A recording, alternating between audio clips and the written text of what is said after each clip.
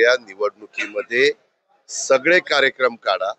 एकदा तर आम्ही 2004 साली मोफत वीज माफी म्हणून बिल दिले आणि नंतर सरकार, आम्ही पण त्याच्यातले घटक होतो, आल्यानंतर तो निर्णय मागे घेतला। का घेतला तर तो राज्याला आर्थिक बाबतीमध्ये परवडणारा नव्हता।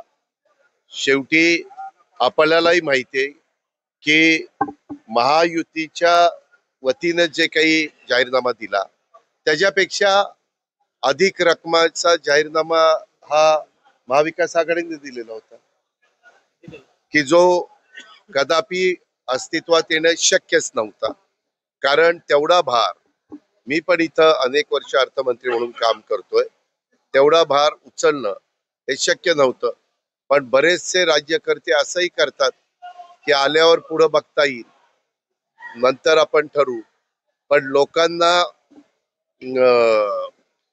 आपल्याकडे वळवण्याच्या करता, आपल्या पक्षाच्या उमेदवारांना मतदान करावं अशा पद्धतीने आकर्षित करण्याच्या करता अशा गोष्टी देश पातळीवर आणि वेगवेगळ्या राज्य पातळीवर होत असतात। त्याबद्दल सगळ्यांनीच गंभीरपणे विचार करण्याची गरज आहे की उद्याच्याला घोषणा केल्या जातात आणि नंतर त्या घोषणा प्रत्यक्षात पूर्तीमध्ये आणता येत नाही, त्यावेळेस तिथं थोडस वेगळा निर्णय घ्यावा लागतो। शेतकऱ्यांची कर्जमाफी होणारच नाही हा ठाम निर्णय आहे का महायुतीचा? असं कोणी तुला सांगितलं? असं कुठल्याही पक्षाचा, उद्या मुख्यमंत्री तू झाला ना बेटा, तरी तू तसा निर्णय घेऊ शकत नाही। त्या वेळेची परिस्थिती बघून, काय परिस्थिती आहे, शेतकऱ्याचं नैसर्गिक संकट काय आहे, त्या सगळ्या गोष्टी बघून त्या वेळेस ते निर्णय घेतले जातात। माग देवेंद्र फडणवीस मुख्यमंत्री असताना त्यांनी एकदा कर्जमाफीचा निर्णय घेतला।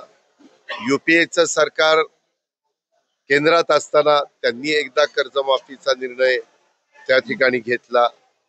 त्याच्यानंतर आता उद्धव ठाकरे साहेबांच्या नेतृत्वाखाली आम्ही जे सरकार स्थापन केलं त्यावेळेस कर्जमाफीचा निर्णय झाला। म्हणजे आतापर्यंत महाराष्ट्रामध्ये 3 वेळेला कर्जमाफीचे निर्णय झालेत, ही गोष्ट आपल्याला कोणाला नाकारता येणार नाही। आजच्या घडीमध्ये काही गोष्टी प्रत्यक्षात कृतीत करण्याच्या करता काही अडचणी असतील तर त्याचा व्यवस्थितपणे विचार करून ज्यावेळेस आपल्या राज्याच्या अर्थव्यवस्थेला झेपेल आणि त्याच्यातून इन्फ्रास्ट्रक्चरच्या विकास कामावर कुठलाही परिणाम होणार नसेल। आता ते तर सगळे म्हणत होते की लाडकी बहीण योजना पण निवडणूक झाल्यानंतर बंद करतील, आम्ही चालू ठेवलेली आहे। आम्ही 1,500 रुपये देतो पण चालू ठेवलेली आहे। काही बाबतीत आता मी काल कर्नाटकात म्हणजे बेळगावला उतरलो, माझा एक चंदगड, गडिंग्लज आणि आजरा या विधानसभा मतदारसंघात कार्यक्रम होता, तिथं काही लोक मला भेटले। आज त्यांनी तिथं ज्या लोकप्रिय घोषणा दिलेल्या आहेत तिथल्या सरकारनी, आज त्याच्यामुळे त्यांच्या सगळ्या विकास कामावर परिणाम झालेला आहे। तिथं अडचणीला त्यांना सामोरं जावं लागतंय। शेवटी आपलं बजेट साधारण किती आहे, आपल्याला त्याच्यातून सॅलरी करता किती खर्च करावा लागणार, पेन्शन करता किती, कर्ज घेतलेलं त्याच्या व्याजा करता किती, अशा सगळ्या गोष्टीचा साकल्याने विचार करावा लागतो। जसं तू तुझं घरातलं कुटुंब चालवतो त्यावेळेस महिन्याभराचा विचार करून खर्च करत असतो, आपल्या महिन्याचं काय उत्पन्न आहे, तशा पद्धतीनं केंद्र सरकार, राज्य सरकार त्यांची 12 महिन्याचं काय उत्पन्न आहे, त्याच्यातनं दर महिन्याला किती आपल्याला भार उचलता येईल, अशा सगळ्या साधक बाधक चर्चा करून निर्णय घेतो। आम्ही त्या निर्णयापासून कुठेही बाजूला गेलेलो नाही, परंतु आजच्या घडीला आम्ही त्याची अंमलबजावणी करण्याच्या करताची परिस्थिती राज्य सरकारच्या अर्थव्यवस्थेची नाही। संजय राऊत म्हणाले पण म्हणजे कधीच हे ते म्हणजे कधीच देणार नाही अशातला भाग नाही। परिस्थिती जशी जशी आम्हाला सुधारेल तसं तसं आम्ही त्या बाबतीतले निर्णय आता तुम्ही काल मुख्यमंत्री होणार असं म्हटलंय. नाही भाऊ नाही. मी आपलं गमतीनं म्हणलं तरी लगेच तुम्ही काय- आता संजय राऊत म्हणाले- अरे बाबा, संजय राऊत म्हणाले मी तसं म्हटलेलं असेल मी जर तसं म्हणलेलं असेल तर ते शब्द मी मागे घेतो, त्याच्यावर प्रश्न मिटला.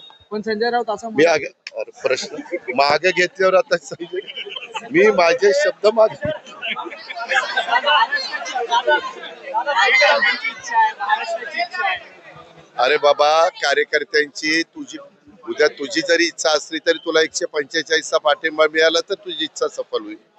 जोपर्यंत कुणालाच 145, आज देवेंद्रजींच्या पाठीशी 145च्या पेक्षा जास्त आमदारांनी पाठबळ दिलंय. त्याच्या आधी एकनाथराव शिंदेना दिलं, त्याच्या आधी उद्धव ठाकरे साहेबांना दिलं. त्यावेळेस ते मान्यवर मुख्यमंत्री होत असतात. संजय राउत कहते हैं कि अगर मुख्यमंत्री